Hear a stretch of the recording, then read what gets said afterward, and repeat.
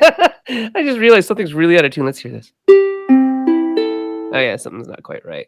That's okay. We still sang the song, and Erica's not here to criticize me. So there you go. Actually, she's not a big critic of me. She is the biggest cheerleader ever. So welcome, welcome, welcome. It is 9 o'clock p.m. Eastern time, and we're here on the Maple Syrup Show, just chatting about. Today, we're chatting about what? Let's see here. Low player counts. I think that's what we're doing, right? Let's Yeah. see. What does the title say? I don't know. Low player counts. It is low player counts. Now, because we didn't advertise lots of, to Maple Syrup, I just did it just now because something went weird with our scheduling. We may not have lots of viewers, but that's okay. Alara and I will still communicate about stuff, and things like that. So Low today we're viewer gonna, count is on theme for low player count day. yeah, that's on brand. We have fewer hosts, we have fewer viewers, and that's all right. I think another thing that is happening right now, why we have fewer hosts, is Dice Tower West is starting. So Mhm. also maybe why we might have a few fewer viewers, because several of the people who are typically viewing the show are playing games with friends at Dice Tower West. So that is how it goes. I'm all right with that. That's okay. We can just have a little conversation. So hey, Alara, Yeah. what's been going on with you work wise, like game wise, lately? Oh, goodness. Well, there's the usual bunch of things I can't talk about. Yeah. I have been preparing for going back into full-time design dev. I've actually been planning to make some space through May for making some new things. And reading week is coming up in March, where I'll be kid free and will be using that time to work on some new stuff too. So been batting around some ideas, and I posted a bunch of things on Twitter that are more concepts than projects at this point, but there's a Right. there's a few things that I'm starting to try and work on. So just trying to get back into the groove of making new stuff. I've spent a year pretty well entirely focused on development, and I miss making games. So Yeah, like new games, right? Like, new games, yeah, totally new games for me. let me. I'm just gonna check to see if we actually are Live. live. Yes. I don't know. I Mm. don't know if we are or not. Well, I mean, that may be why we're not seeing any viewers, but who knows?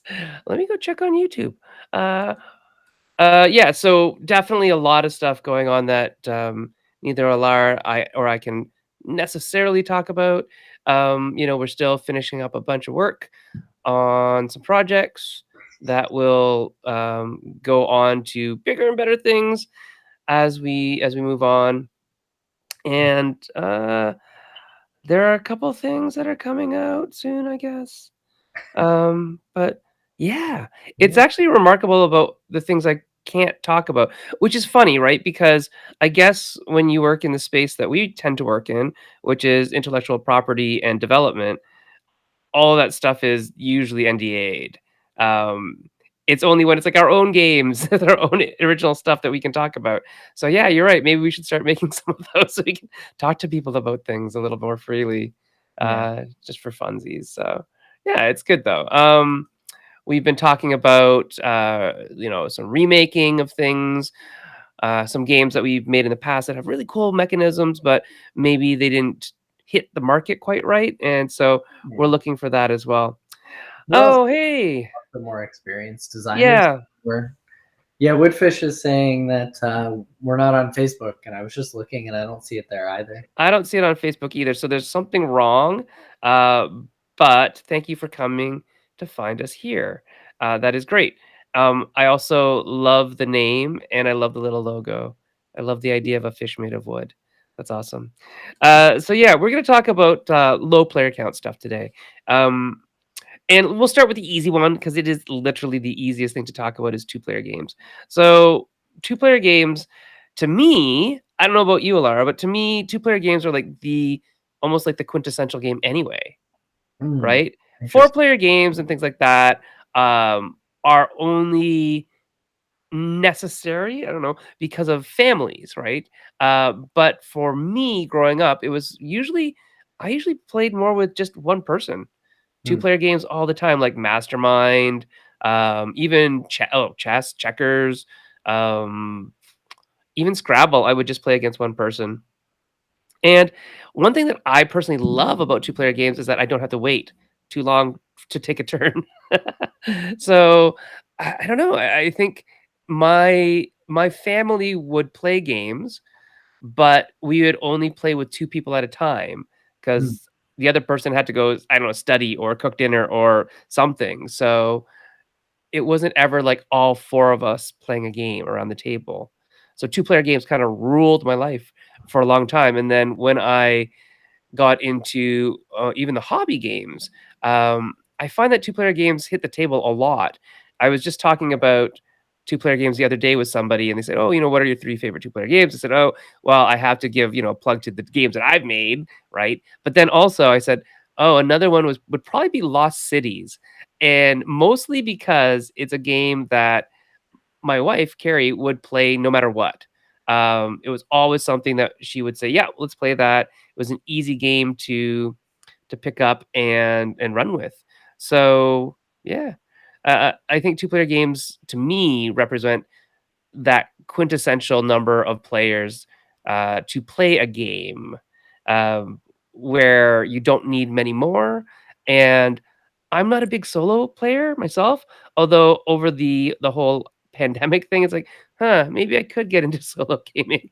I don't know. Um, but yeah, what do you think about two-player games? What's easy, what's hard about designing two-player games? um, sorry, I was trying to just needed 30 more seconds then. It's okay.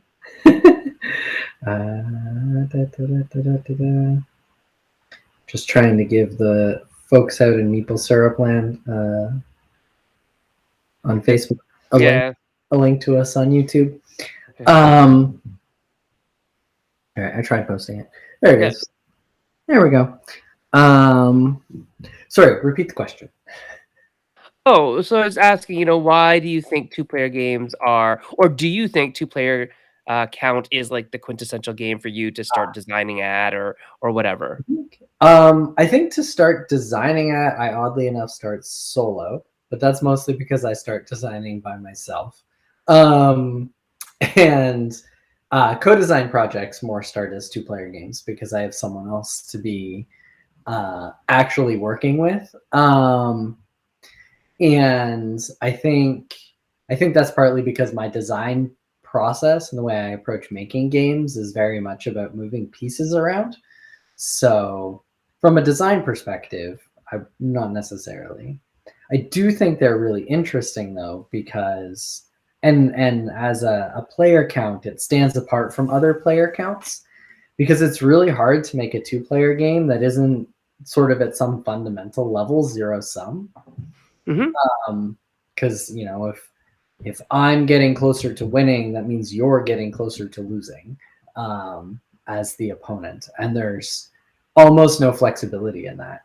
So one of the first things I noticed as a player of games was how a game that could be really relaxed and chill at a 4 or 5 player count, when you set it Abs up, absolutely no chill at two players. there's no chill in 2 players. It becomes the most vicious, and you end up discovering the most vicious way of playing because everything you do either advances your position or advances your opponent's, and there is no give. There's no space for playing around. So I like that analogy that and while it might not technically be zero sum, it definitely feels that way because of yeah. what exactly you're saying, like, if I'm not making points, my opponent is gaining on me or is like extending their lead, right? Whereas when there's a third or fourth player to like play off of and work strategies around, there's a little bit more of a um, well, it's a less competitive nature, right? Or the competition isn't so like laser focused on just that one person and that one goal. So I think there's something about higher player counts that obfuscates maybe not obfuscates, but really just kind of allows you to do some of the things that are laid bare in a two-player game. Like, it's pretty obvious what you're doing because there's nobody else who's a target, right? Right. Um, Yeah. but on that note, that's why I think I kind of like designing two-player games in some way because they are so focused and it is so like competitively driven. I wonder if there's a way to not make it that way. What do you think? How would you make it not that way? Would you introduce like a third system that was it a player, but it's kind of a player? I don't Would even that work? know. I don't even know that it would be worth trying to make it not that way. I'd be more inclined to say lean into the unique characteristics of two-player games. The fact that they are bitey and competitive and um, high pressure. Um, because yeah, other than playing a two-player co-op, like Right. Codenames Duet or something like that, um, I can't even imagine how to do it in a genuine way, um, to relieve that pressure. So yeah, I don't know. But I mean, if there's anybody watching who's got an example of a two-player game that doesn't feel, uh, the phrase that I always use is bitey. But yeah, it's like, Yeah, like you're facing off against the player, right? yeah, that feeling of a face-off, then I'd be interested to just, get thinking about it. It could also just be the kinds of two-player games I'm drawn to, are games where that's the way that it pans out. Yeah, I mean, so Magic the Gathering, Mhm. any of the war game type stuff, Confrontation, Yeah. um, Battle Cry, Battle Lore, all those games that were two-player games that I was drawn to, initially when I started gaming Warhammer, they were all very like fight, fight, fight, fight, fight, fight, fight, fight, fight. And I think that is obviously not every two-player game, but do two-player games have that sort of idea where, just because you're either the winner or the loser, everything is heightened, all the feelings are heightened. So I mentioned something like Mastermind, which everybody right now is playing, by the way. If you're playing Wordle, you are playing Mastermind, but just with words. And in Wordle, you're just challenging yourself, right? You're saying, "Hey, can I beat my score? Can I have a good average? Whatever." Whereas in Mastermind, you're really trying to beat the mastermind, who is the other player. But it is really just a two-player game. Mhm. And one person sets up a puzzle, and the other person tries to solve it. And the person who set up the puzzle is just giving them the not the clues, but because they're not really clues, they're actually the facts, the math facts of what the puzzle is and how close you are to achieving that puzzle. Oh, Sarah Ship says, I'm a fan of uh, Paris La Cité, which is a pretty chill two-player game. All Hmm. right. We'll have to look that one up. Yeah, for sure. Adam Young is saying most Euros become two-player experiences for his play group, and they definitely feel like two sharks biting each other's tails the whole time. Yep, that's exactly what I'm talking about. Yeah, Uh, yeah, I can see that. What does La Cité look like there, Alara? Are you uh, looking it up? yeah, of course I'm looking it up. Now we're fascinated. Thanks, Sarah. That's awesome. A chill two-player game? I mean, it looks really pretty. There's polyominoes and Okay. yeah, no.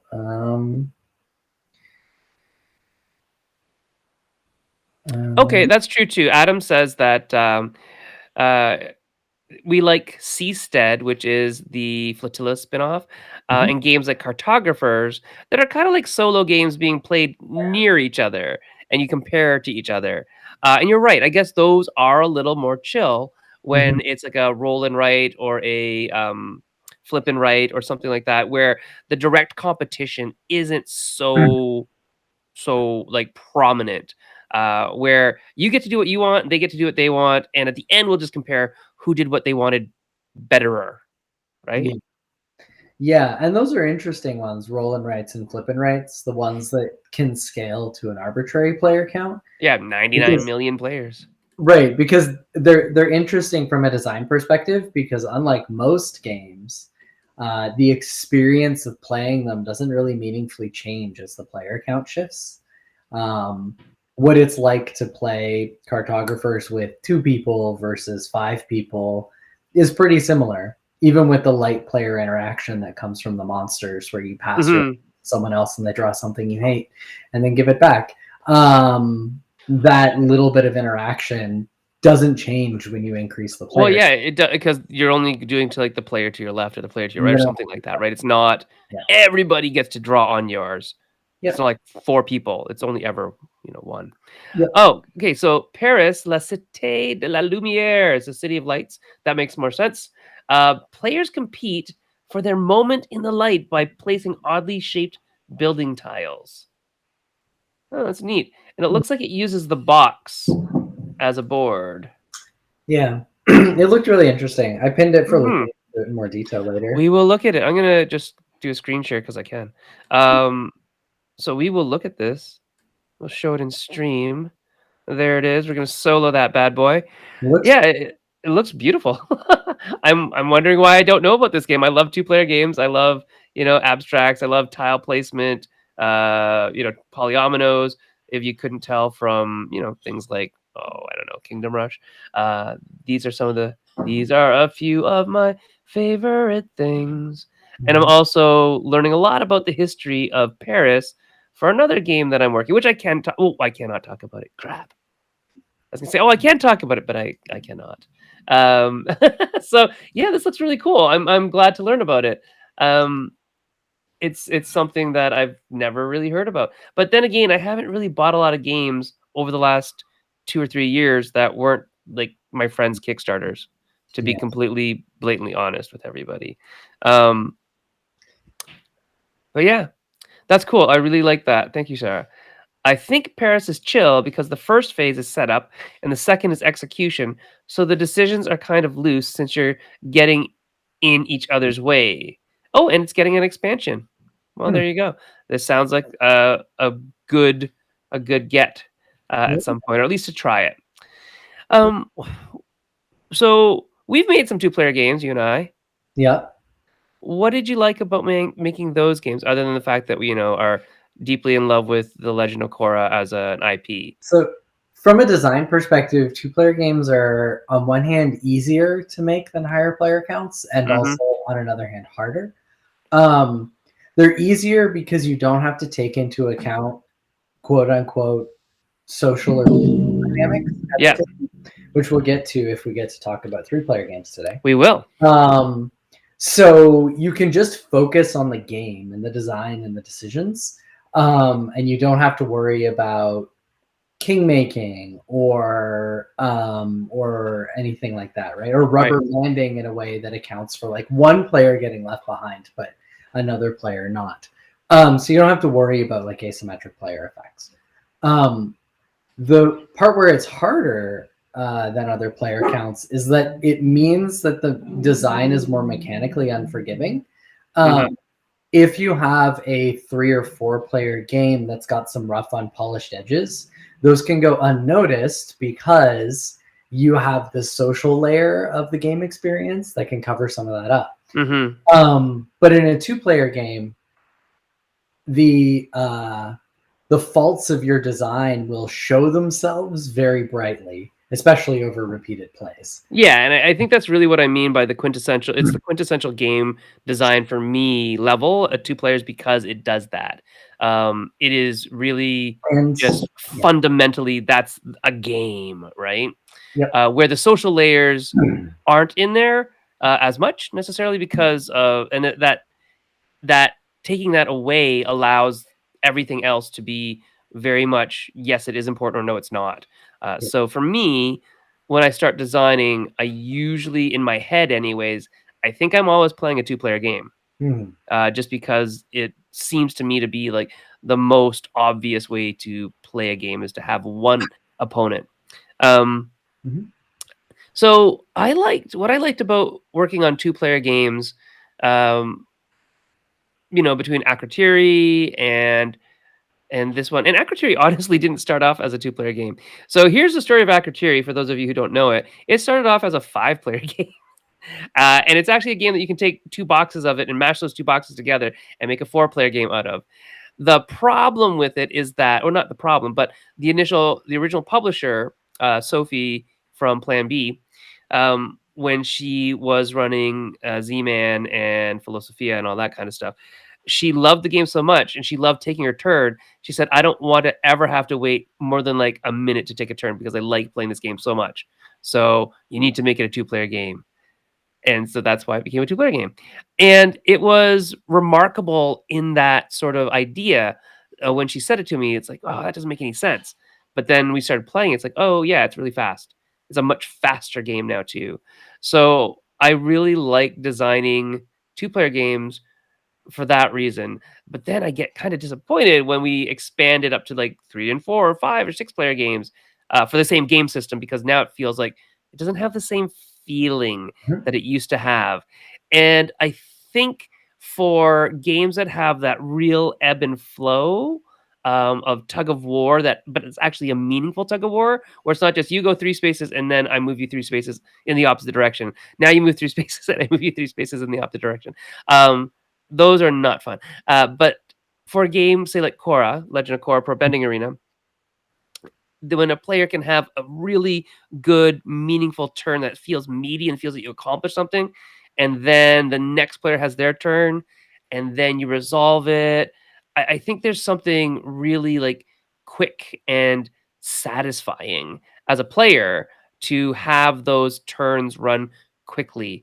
Just like Sophie was saying, when she would reveal a tile, she wanted to be the one to exploit it, as opposed to have like 3 turns before she could do anything about it, and maybe somebody got there before she did, right? So I think that's another thing that happens with multiplayer games, is game state changes so fast, and actually really slowly, but changes before you get a chance to do anything about it, Yeah. which can get frustrating if you spent that 2 or 3 plays in between the time that you played to plan, and then your plan gets kind of wrecked, which is probably why, Adam brings up games like Flippin' Rights, like Cartographer, and such, where no plans ever get ruined by anybody except for the monster stuff. But really, they don't, because you have all the choices open to you that everybody else had. Nothing is taken away from you, right? There's no competition for that type of thing.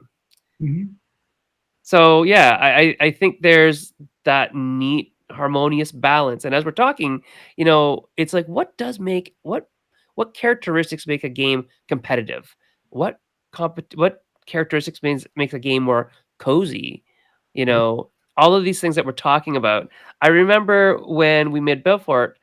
Belfort was a game where there was originally like dragons and orcs and things like wrecking the city and whatnot. Because orcs are bad, they're not always, but the idea that something was ruining this city, and everybody hated it because all their work that they spent these turns doing got wrecked.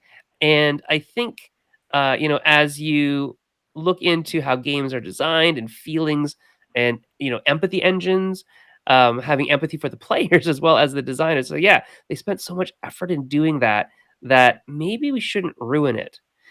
And I think in a two-player game where you want it to feel cozy, then you're looking at things like where your options aren't taken away from you. Mhm.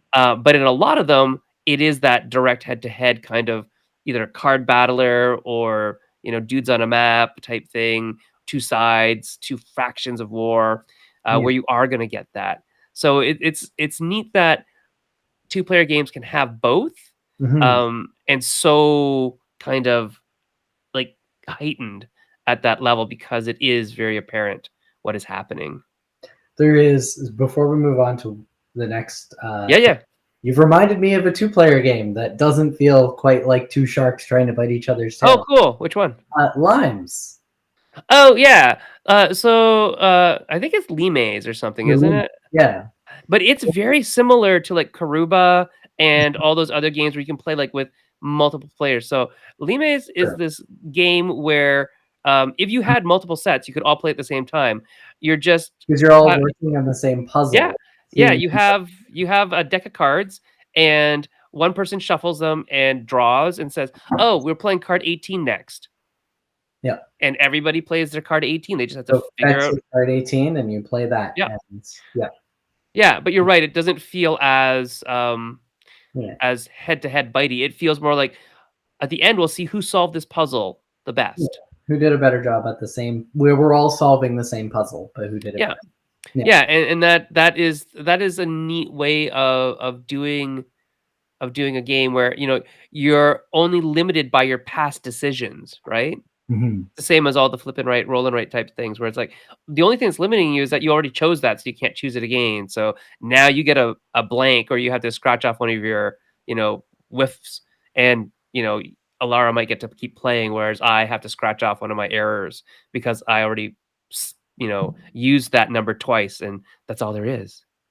So yeah, there's a lot of interesting stuff just churning in my head right now, because there's a big kind of push right now for cozier games, right? We had T on the show a couple weeks ago, and they were talking about how they want games that are not violent. They want games that are maybe feeling a little bit cozier, cottage core type feeling, and that isn't necessarily non-competitive, but it may lend itself better to those feelings when you have those mechanics in a simpler space.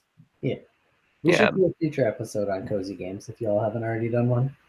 No, we haven't. So yeah, let's talk about it. Let's find a cozy game to bring on and chat about it. And Yeah. what makes it cozy? Yeah. So that's homework. No, Homework. we'll figure it out. Yeah. Um. Hey. So, how many? Oh, wow, we've talked already for like 26 minutes on that. Let's move on to solo games. Okay, so solo games are my bane. I do not play them. I do not like making them. I let Alara make most of the solo stuff. To be completely honest, I will test it and play it, Mhm. but it's like okay, I guess it works. That's my level of solo stuff is like it works, and that's all I kind of Mhm. care about, because I am not the target market for solo games, except some of them. Some of them I am. What ones are you? I think really like heavily narrative driven ones Mm. because I like story. Right, I'm a story writer, storyteller, and so if there's a game like Dragonholt or something that I haven't even played it yet, but it's like that is something that I would play that solo because, or any of the consulting detective type things where there's like a lot of story to read. I'd Mhm. actually much rather play that solo because I don't want to read quickly and I don't want to rush through the story because somebody I'm playing with is like getting bored of hearing it, right? Yeah. So I definitely think there is a type of solo game I would play more. Uh, but at some point, then I might just rather read a book, or I might rather play a video game. It has to be a really compelling, really good solo analog game for me to play it. I think that's kind of the bottom line, and I really haven't found it yet. Though I hear really good things about some games that I will probably go check out. Hmm. I kind of meant to over the pandemic, but pandemic. So there you Yeah. go. But what about you? What do you like about solo games? Right. So I'm the other way around. Yeah, I know. I used to be the target market. I mean, um, yeah, I used to make a point of playing Mage Knight solo once a month. So there was a time where even the biggest, crunchiest solo experience was exactly what I wanted on my table. Um, and I think what I like about solo games, what draws me to solo games, is that puzzle solving experience. Hmm. Um, but an analog solo board game can provide a puzzle that's more dynamic and interesting than an actual puzzle, in a way, because the game systems can be responsive. Every solo game has got its own little quirks and things, and um, figuring out what optimal play looks like and coming to an understanding of the decision space is really enjoyable for me. So that's what I look for in solo games. And then because I like solo games, I enjoy them, I research them, I try to play them when I can. I end up doing any game that Sen and I's names are on the box that has one player on the box. there is a very good chance that I did the one player mode. Oh, no, Uh, it's more than a very good chance. It yeah, is the truth. yeah, and the way that I approach solo modes is I don't. They're actually often different games in some sense than the 2+ player version of the game. They usually have some extra components that help them run versus um, but so that you can play by yourself. But I don't create an artificial player and plug it in. I don't do the automaton thing that some solo designers do. Instead, I try to do that puzzle creation. I try to turn the game system into a puzzle. And the main thing that I want is I want the solo player to be making the same kinds of decisions as you make in the 2-player version of the game. You have a Kita next to you. No, I have a cute little friend. So that's what, yeah, and that reflects what draws me to solo games is that like decision making driven puzzle. It's interesting because what kind of it doesn't turn me off of solo games, but it just kinda makes me sigh a little bit. It's like, "Oh, more procedural stuff." Well, that's another thing, right? Minimizing procedure, especially in a solo game, because there's no one else to do it. Yeah, Um, yeah, which is part of the problem. I find that a lot of solo games actually go the opposite way. They're like, "Oh, these people are committed to playing a solo game. They're gonna do all this procedural stuff. They're willing to do it." It's like, "Not me. I am yeah, not." no, I agree with you.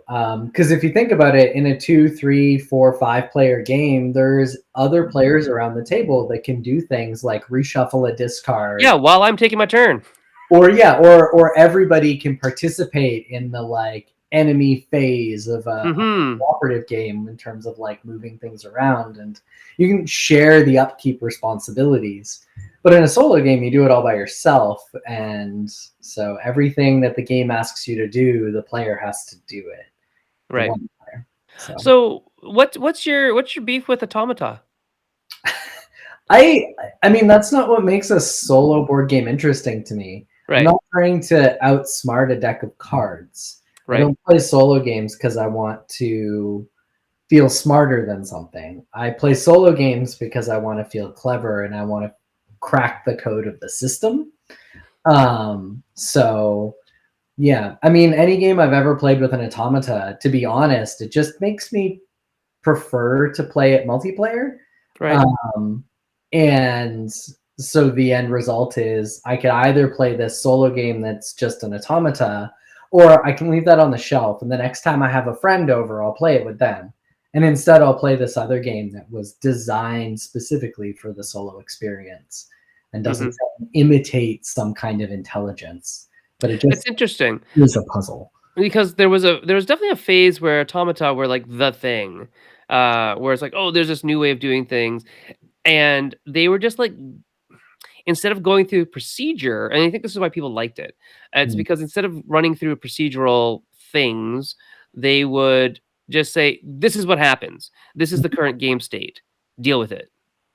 yeah. And so I think that's what people kind of liked about it. They gave the solo experience without having to do all of the procedural stuff that many people are like, I don't want to do that. Yeah. But But then, like, yeah.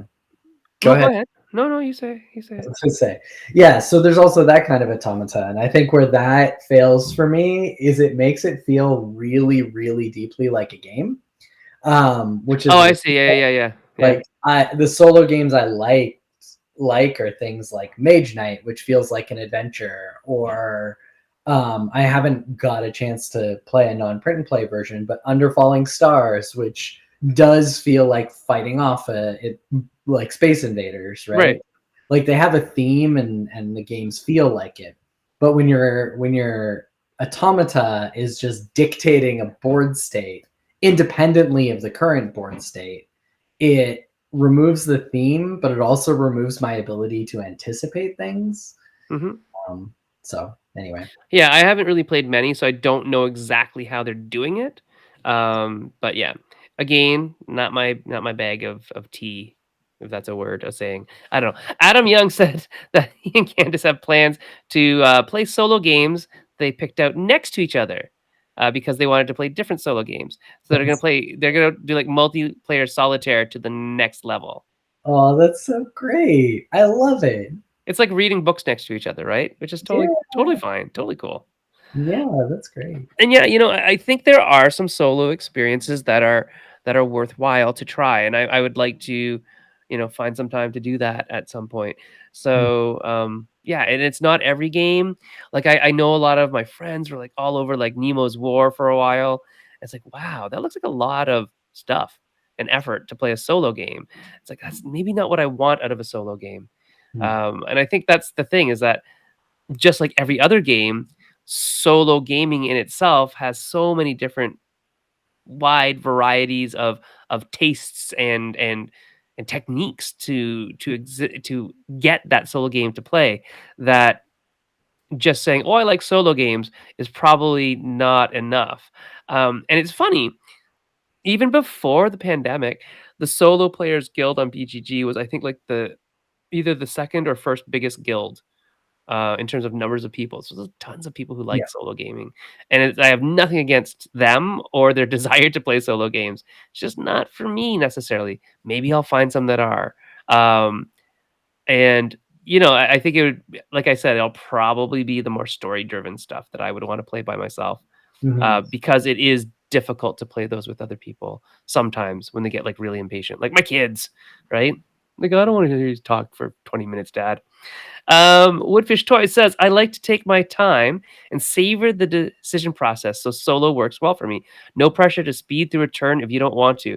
And I like that. I get that too. That's really interesting because sometimes when you are playing with other people, you feel that pressure to play quickly, right? You have that real fear of being called out for being, analysis paralysis. And you also have a lot of people like throwing advice at you when you take a long time, which is not necessarily, a good thing. Like, don't be that person who like says, you should do this. Let the person play their game. But yeah, solo games. That's a good point. Woodfish toys. I like that. I am down with that lack of outside time pressure and pressure, and getting to like weigh out all the options. If you've ever seen me spend money on almost anything, I will be the person standing at the rack of, I don't know, Xbox controllers or whatever I was buying and just staring at all of them and weighing out all the pros and cons in my head for Mm, like an hour. yeah, It takes me forever to shop, forever. And when I buy, it's like I don't buy a computer very often because I need to weigh all the options. And oh no, the new MacBook is coming out next year. Wait, it's like oh now you've just like messed up all my stuff. yeah, And so sometimes for my kids, it's like, I'm just gonna buy this one. But for me, I have to weigh all the options. So maybe I would like solo gaming. Maybe I maybe. would. Maybe I would. Mhm. Similarly, Um, I once took 20 minutes to take a turn in King Domino, so did you like math out all the yeah, options? it was the last turn of the game, so Oh. Oh, so nobody else was all that upset.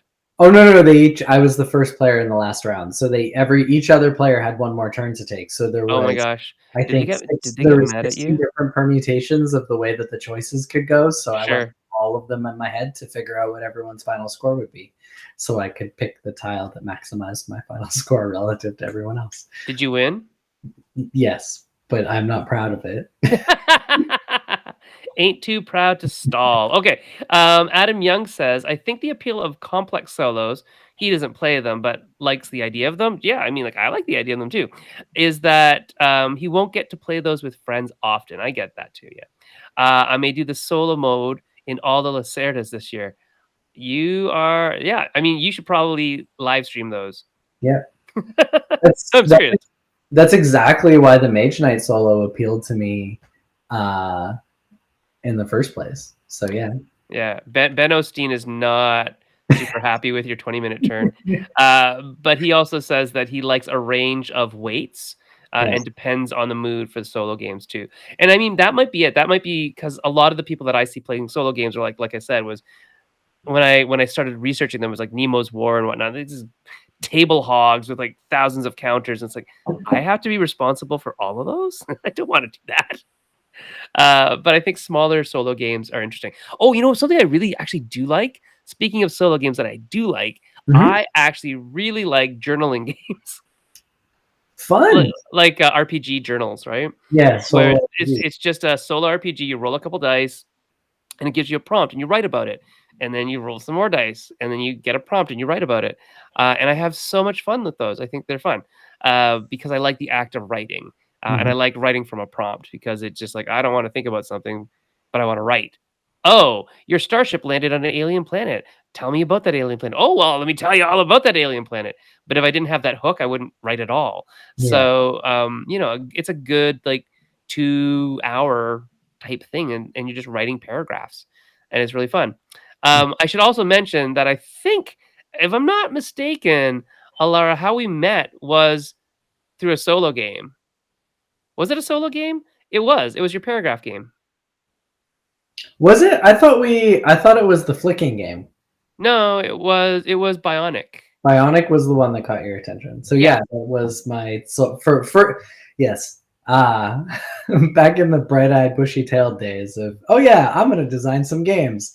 For my first trick, I'm going to make a cyberpunk paragraph-driven game that is primarily like Tales of the Arabian Nights, but card-driven with linked stories instead of randomness. Yeah, yeah, that was that was yeah. I that wouldn't was be the goal. that was the goal. It never happened. Uh, Ben Osteen just got a Kickstarter called Alone on a Journey, which is a collection of solo RPGs. I'm Oh, gonna go look that up now. That sounds awesome. yeah. Amy, do you think there could be a flatter me solo mode where you just compliment yourself? I That'd be think, awesome. yeah. You know what? It actually might be something that's good and wholesome and healthy for people to do every now and then anyway. Yeah, I was You gonna say know? that's yeah, that I play that game at 7 o'clock every morning in the bathroom mirror. Yeah, right? Excellent. Well, thank you everybody for the comments. That's really helpful to see how everybody else feels about solo games. That some of them are for some people, some of them are different weights, and that's good. In terms of design, um, I think one of the best episodes that we had about solo design was when Shem and Sam came on Mhm. from Garphill and kind of really laid out the goals that they go through. They had a list of like 3 or 7, I can't remember. It was a number of like things that they have to build into their solo modes, and it was really really interesting to listen to. So if you want that information, go search through our archives on Facebook and on YouTube for Garp Hill Games with Shem and Sam. Yeah, And it was really, really good. I should actually probably write, I did write them out somewhere. I just don't know where I put them. I will go back through that because I think it's actually really good information for anybody who wants to make a solo mode. It was like, oh, that is smart. it was really good. Because they had really good goals of how the games would work. We also have an episode coming up soon about solo modes, don't we? Yeah, David Turksey's coming on. Yeah. So David, who is kind of the um, as of late, the go-to person to making solo modes for games, David will be on sometime in the near future. We'll find out when we do our on-air coming soon stuff. I think it's March 30th. Yeah, it's March 30th. I'm just Cool. looking at our little itty bitty screen on the bottom there. We'll see Yeah, it later. Yeah, Flatter Me is an affirmation deck. I think that's wonderful. I think that's what everybody should own, a copy of Flatter Me just to like read one to themselves every morning in the mirror. I think that'd be wonderful. So we've talked about two-player games, we talked about solo games. Let's get talking about three-player games, three right? Because games. three-player games are actually my favorite games. Yep. Isn't that weird? I One. love three-player games. Well, because there's that raw competitiveness that you get in two-player games, but there is just enough of that social element from a multiplayer game that you can get those really fun cutthroat dynamics where, and you can make teams and alliances, and you can do all that stuff that you can do in multiplayer games, but the effect is harder, faster, stronger, and more impactful. Um, this is also a problem of three-player games, right? When you mention things like king making and whatnot. So, what are your thoughts on three-player games, Alara? I think they are sort of the last level of unique player count. So the two that we just talked about, I think if you're really trying to make your game good at solo, you need to approach the game thinking about that like single player puzzle experience. If you're making a 2-player game, you need to approach the game thinking about that really competitive engagement, or at least that like core one-on-one engagement. And if you're making a 3-player game, you need to approach the game thinking about these social political dynamics of 3 players. And I think that like it is also my favorite play experiences are 3-player games, like good 3-player games, because good 3-player games can be won on the table, and they can also be won through the conversation, Right. through the social dynamics of play, by directing your opponents at each other more than at you, by working well with somebody in just the right way so that you end up ahead of them while both of you end up ahead of the other player. Um, so and yeah, just like you were just saying, like I absolutely love that. It sort of does get a little bit of the best of both worlds with higher player counts. You're like engaging with the other people at the table socially, but also it's got that cutthroat flavor, or it can have that cutthroat flavor that 2-player games bring. So yeah, I think a good 3-player experience is the very best. Hmm. There's like my one of my favorite games, Basari, is goes from 3 to 4, but if you play it with 4, it's a totally different game that is not very good to play. But if you play at 3, it is magical. It's a Mm-hmm. magical game at 3 because it has exactly that. So Basari is a game where it's simultaneous action selection, right, at the start of each turn. And you can see how with 3, that makes total sense because if and there's only so many actions, right? So, if 2 people take the same action, they now are going head to head with each other for competing at that action, and the other person gets to do their thing for free or without impedance or without having to compete to do it. But if you have 4 players, now there's too many people doing their thing for free, and now if 3 people choose the same thing, now that thing doesn't happen, which is like kind of defeating the perfect purpose of the game. So really, Basari Benosteen, in my opinion, is my favorite 3-player game that is also probably kind of underrated because it has that 4th player option and people might play that and they are wrong, Benosteen, to do that. So yeah, that is one of my favorite 3-player games. Another one of my favorite 3-player games, I believe it is actually 3-player only. It might be you might only be able to play with 3 players. It's Careless Magnus, which is a Leo Colovini game from like the late 90s, early 2000s era.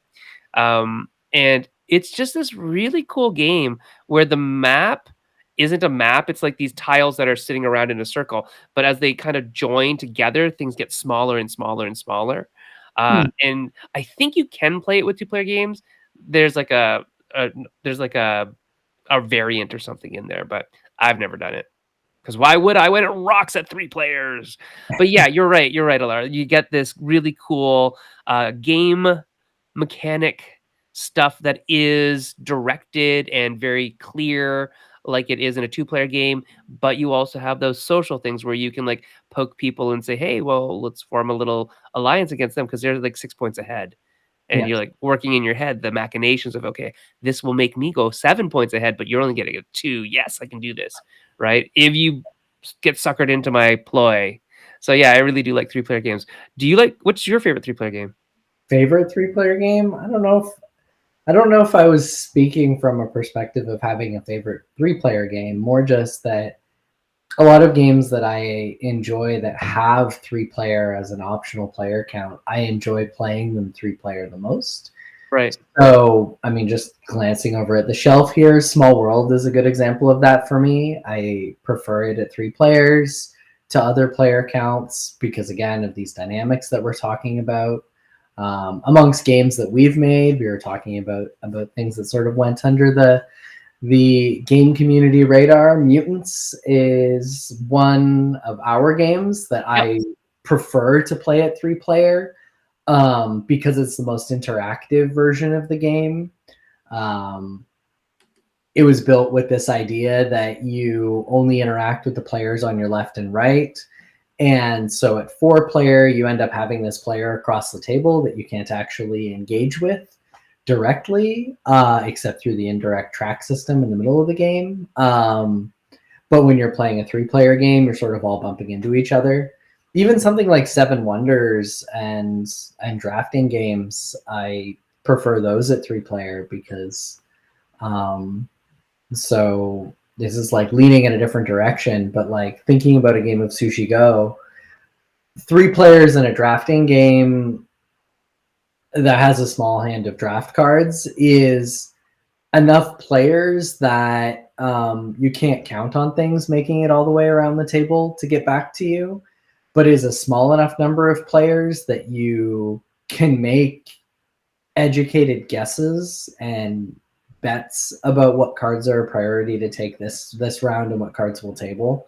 Um, so yeah, I don't know. No, I think you're right. I think the definitely games like Sushi Go and um, not Lost Cities, but Seven Wonders. Any game where you're drafting, if you can see your hand come around again on a lower player count, that feels better. Like you can Yeah, actually plan a it's strategy or hopefully plan a strategy around these things, Well, right? that's the cool moment in a drafting game for me anyway, is when you're looking at the cards and there's like 2 or 3 cards that you want and you make a priority decision Yeah, because you know you're going to see a subset of that hand again. yeah. But as your player count goes up, you get less cycles of the table on the hands, and so you get less opportunities to have that moment where I'm going to leave that card. This one's more important, but I really want to see that again. And then it comes around and it's there. And you're, yeah, perfect. Ben mentions a game that I've never played, but really, really want to play it, based on everything that Jeff Enkelstein and stuff have ever told me about this game. Churchill. Churchill is it just is phenomenally interesting to me because if I'm remembering correctly, Ben, correct me if I'm wrong, that the scoring system at the end is that you want to win, but not by too much, Hmm. compared to the other people. Because if you win by too much, then you've like outstripped their resources, and they do something else, like in terms of world peace or whatever. They might say, "I guess we're going to war again because we didn't win enough." It's that idea that everybody kind of has to win at a certain level, but you want to win the most, and I Hmm. think that's really interesting. I don't know if that's exactly it. I'm probably framing it incorrectly, but it's about Winston Churchill and all the stuff that happened around that time. So I think that's really fascinating. One game that we made, Alara, that isn't out at all, and it's a game that we really liked at exactly 3 players because there were exactly Yeah. 3 factions. Was exactly a ripoff of Aliens. Yeah. So, Aliens versus Predator, to be precise, what we were ripping off. yeah, versus Marines. Well, yeah, no, we needed food. But the food could win. Yeah, no, that's right. We did design a game that was exactly 3 players. It was our brief foray into asymmetric designs of the style of Root uh, Vast and stuff like and that. Vast. Yeah, where And I mean, we probably should look at it again because Patrick is always asking me what happened to that thing. Um, it's just and we were gonna make another faction, but as I'm talking about 3 player games, it's like, oh, I really liked it at yeah. 3 because that's the other thing that happens at 3 that doesn't happen at any other player count until you hit 5. Uh, Really well, anyways, is the rock paper scissors Hmm. type of faction building where it's rock beat Yeah, paper beats scissors beats rock, right? Well, it doesn't, but you know what I mean. yeah. That I each think thing can win to one thing and lose to another in some shape or degree, yeah, or and is that's weaker to built one. into the system, right? Yeah, But in 3 player games, it can happen dynamically. Players are going to be inclined to lean their strategies in ways that are counter to each other. Um, but yeah, yeah, that's right.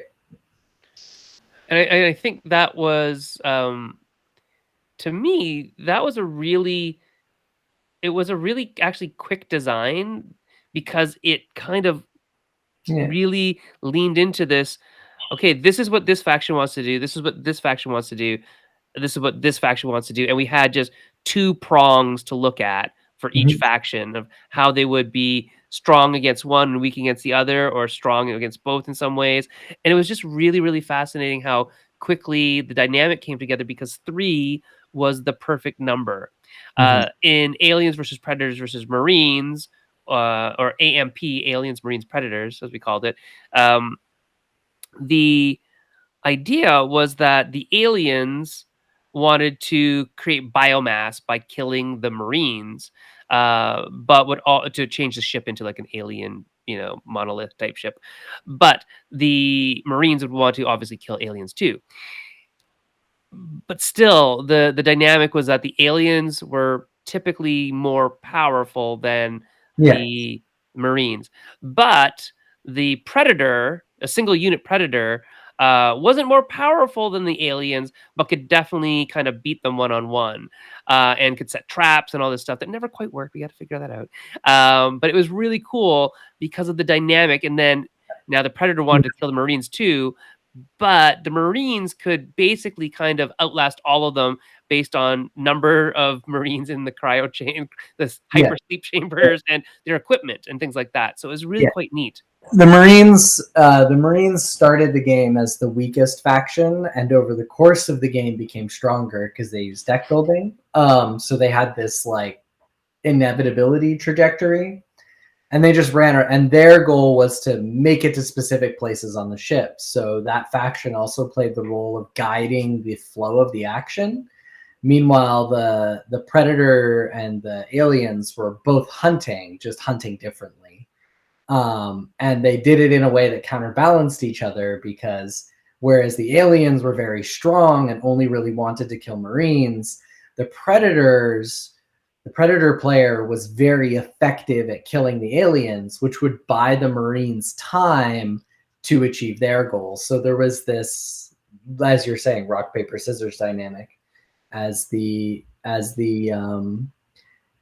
Predator killed the aliens, that would give the Marines more space Yes, to achieve their that's it. objective, which would mean that the Predator was inclined to slow their attack so that the aliens would kill some Marines and slow the Marines down. And But now the aliens advancing their objective, and so yeah, yeah, and it created all these neat tensions, and I thought that was really, really cool. yeah. Ben Osteen is getting back to us on Churchill, and he said that Churchill has an interesting three-way tug of war, part with negotiation, even though technically all three players are allied. That's right, they're allied forces. It's a case of helping enough in the war effort while pursuing your own agenda, right? So it's very political, and I think that's fascinating. That you're three allied players, that you have this outcome that you want to get, but you want your outcome to be outcomeier than everybody else's outcome. That's what it is all about. I just posted a link, by the way, to the show with Sam and Shem because it was during a time when we couldn't stream to Facebook. Oh, Mm, sorry, to YouTube at the same time. So because of the software was a little bit weird at the time. So good stuff. the best part is that the quote that's on the thumbnail is butt clenching. We need to use that in the game design community. Okay. You need to go watch it and find out what Grace was talking about butt clenching. I don't know. Mm, So that's kind of it for today. I mean, we talked a lot about lower weird player counts. yeah, We didn't really get down deep into the design, but we're setting you up for the end of the month when David Turksey comes to talk about yeah. solo game design. And like I said, go look for that link with Sam and Shem. It's on our Facebook group page, on a page. Find that, and it is really a really good talking to from mostly Sam, actually. Sam laid down the science on his methodology towards solo game design. So I would like to go look at that again at some point just to like revisit it because it was really, really, really well done. Yeah. Cool. So let's actually take a look at what is coming up in the near future. Oh, March 9th. That is next week. On March 9th, we have Dr. Lisa Walken and Peter Walken from Bolster Leadership. They are going to come and talk about kind of gamifying self improvement Mm, through really cool little game packages. That's really quite interesting. And I'll probably have the gamification discussion at that point. Alara, you can join in. because I know you have thoughts. And then the week after that, we'll have the anti-gamification person himself, Dr. Scott Nicholson, who we can have the game-based learning discussion from Wilfrid Laurier University's BGN Lab. But I think we're actually talking about specifically puzzle design and culture that Mhm. day, most likely. March 23rd, we have Mikey Grenier coming from Which Game First to talk about community building. March 30th, David Turksey coming to talk about solo game design. April 6th is our next host panel when Erica, myself, and Alara will talk about that ever fading slash moving maybe line between mass and hobby Mhm. as Erica gets her feet even wetter at Spin Master. We are learning more and more about what it means to make a game for mass and how that works, Mhm. all the criteria and all that kind of stuff. And then April 13th, we have Hirsch Gluck from Hero Time. Hero Time is a manufacturer Hmm. and they are pretty new kids on the block. They started, I believe, in 2021, and we'll see what they have to offer. It's great to talk to manufacturers, great to talk to designers. See, we got all sorts of people, all sorts of stuff. Just to let you know, going forward, let's see what we've got here. 2022. I'm just taking a very quick look at the schedule after that. So we have a few other people kind of lined up, Mhm. but if people out there in Meeple Syrup Land want to give us some suggestions for end of May, beginning of June, that is where we're going to need people.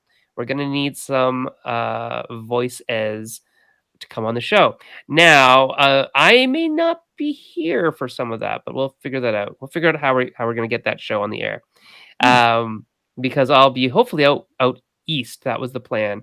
Cool. It's my vacation starts in May, so it'd be the last weeks of May, first weeks of June when I'd be gone. But we would like some more people to suggest guests for those periods. We've got about maybe another 5 slots. And then just to remember everybody, I know this sounds really way too early to say, but we go on hiatus for the summer. So July, August, there will be no show. It Mhm. sounds funny because we just kind of felt like we just started up again a couple weeks ago, right? Yeah. But things are flying. Things are flying. So on that note, any last minute things you need to say there, Alara, to the crew out there in Maple Syrup Um, Land? yeah, I guess if I'm gonna be the last word of advice for this episode, Sure. um be intentional about the player counts in your design. Um, Yeah, I think you are correct in that. We really do need to think very specifically about what player counts things work at. yes, Just throwing a number on the box yeah. and saying it can do that. Can play 2 or 3 players doesn't mean it should play 2 or 3 players. Yeah. And maybe if it can but isn't great, maybe you should work on that Yeah, either a work little on bit. it or take that number off the box. Yeah, I would prefer to take the number off the box, to be honest. Likewise. Not that I don't want to work, but I think games should be, where they should be.